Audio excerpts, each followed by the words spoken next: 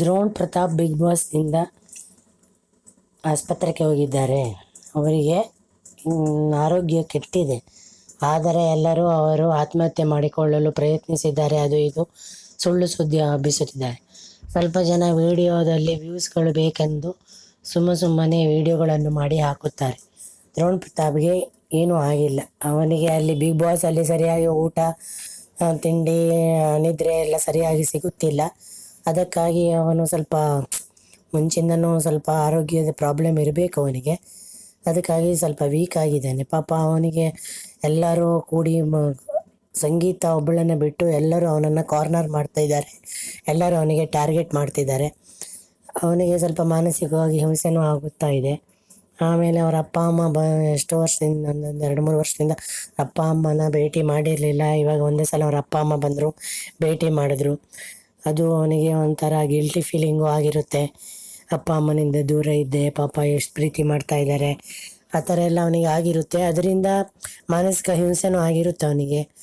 ನಮ್ಮ ಅಪ್ಪ ಅಮ್ಮನಿಗೆ ನಾನು ತಪ್ಪು ಮಾಡಿದ್ನ ಏನೋ ಅಂತ ಅದೆಲ್ಲ ಫೀಲಿಂಗ್ಸು ಇರುತ್ತೆ. ಮತ್ತು ಬಿಗ್ ಬಾಸಲ್ಲಿ ಅದೇ ಸರಿಯಾದ ಊಟನೂ ಇಲ್ಲ.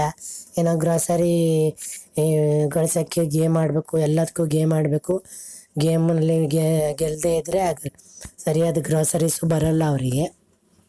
ಅದಕ್ಕಾಗಿ ಏನು ವಿಟಮಿನ್ಸ್ ಪ್ರಾಬ್ಲಮ್ ಆಗಿನೂ ಇದಾಗಿರುತ್ತೆ. ಆಮೇಲೆ ಕರೆಕ್ಟ್ ಟೈಮಿಗೆ ಊಟ ತಿಂಡಿ ಇರಲ್ಲ, ನಿದ್ರೆ ಸರಿಯಾಗಿರಲ್ಲ, ಗ್ಯಾಸ್ಟ್ರಿಕ್ ಪ್ರಾಬ್ಲಮ್ ಆಗಿರುತ್ತೆ. ಈ ವಿಡಿಯೋನ ಬಡ ಮಕ್ಕಳ ಶಾಲೆಯ ಸಲುವಾಗಿ ಮಾಡ್ತಾ ಇದ್ದೀವಿ. ಇದನ್ನು ಸಬ್ಸ್ಕ್ರೈಬ್ ಮಾಡಿ. ಇದನ್ನು ನೀವು ಸಬ್ಸ್ಕ್ರೈಬ್ ಮಾಡಿದರೆ ಇದೇ ನೀವು ನಮ್ಮ ಸ್ಕೂಲಿಗೆ ಕೊಡುವಂಥ ಡೊನೇಷನ್. ಅದಕ್ಕಾಗಿ ಅವನಿಗೆ ಸ್ವಲ್ಪ ಪ್ರಾಬ್ಲಮ್ ಆಗಿರುತ್ತೆ. ಹಾಗಾಗಿ ಅವರು ಬೇಜಾರು ಮಾಡ್ಕೊಂಡು ಇದಾದ್ರೂ ಅವನಿಗೆ ಹೆಲ್ತ್ ಇಶ್ಯೂಸ್ ಎಲ್ಲ ಆಗಿರುತ್ತೆ.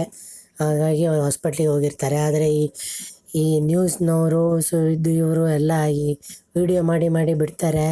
ಒಬ್ಬೊಬ್ಬರು ವಿಡಿಯೋ ಮೇಕರ್ಸ್ ಇರ್ತಾರಲ್ಲ, ಸುಮ್ಮನೆ ಏನೇನೋ ಯೂಟ್ಯೂಬ್ ವಿಡಿಯೋಗಳನ್ನ ಮಾಡ್ತಾ ಇರ್ತಾರೆ. ಏನೋ ವ್ಯೂಸ್ ಬರಲಿ ಅಂತ ಸುಳ್ಳು ಸುದ್ದಿನ ಹಾಕೋದು, ಹಾಕೋದು. ಆ ಥರದ್ದು ಮಾಡಿದ್ರಿಂದ ಏನಾಗುತ್ತೆ, ಸುಮ್ಮನೆ ಸುಳ್ಳು ಸುದ್ದಿಗಳು ಹರಡಿ ಒಂದಕ್ಕೆ ಎರಡಾಗುತ್ತೆ.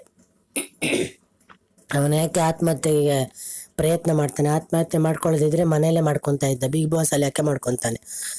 ಅವನಿಗೆ ಆದಷ್ಟು ಬೇಗ ಹುಷಾರಾಗಲಿ.